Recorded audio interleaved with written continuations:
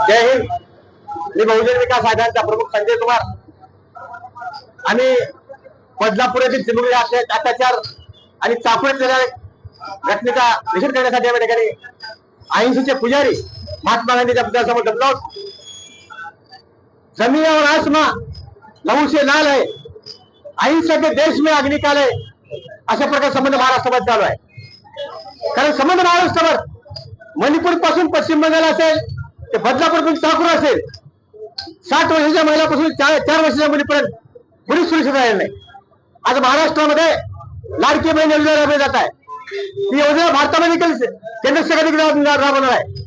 माझी केंद्र सरकारला आणि महाराष्ट्र सरकारला विनंती आहे, तुम्ही लाडकी बहीण योजना राबवत आहात, मात्र लाडक्या बहिणीबरोबर नारी सुरक्षित नाही.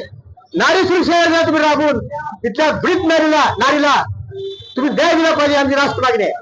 कारण आज चिमुकलीचं वय समजत नाही, नराधमाला वय समजत नाही. अहो 4 वर्षाच्या मुलीचं वय काय असतं, त्या 4 वर्षाच्या मुलीवर बलात्कार होतो. हे भारताला आणि समाजाला लाजवारी गोष्ट आहे.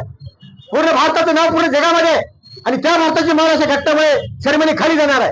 म्हणून अशा घटना वारंवार घडणार आहेत. यासाठी केंद्र शासनाने एक वेगळा नवीन कायदा आणून 15 दिवसामध्ये असे अत्याचार करणाऱ्या नराधमाला फाशी झाली पाहिजे, असा नवीन कायदा निर्माण करावा, ही बहुजन विकास आघाडीची राष्ट्र मागणी आहे.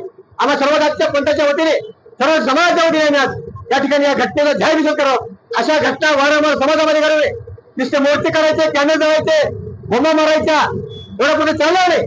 तर अशा नावाचे कायद्याचा बंदोबस्त झाला पाहिजे सांगतो. जय हिंद.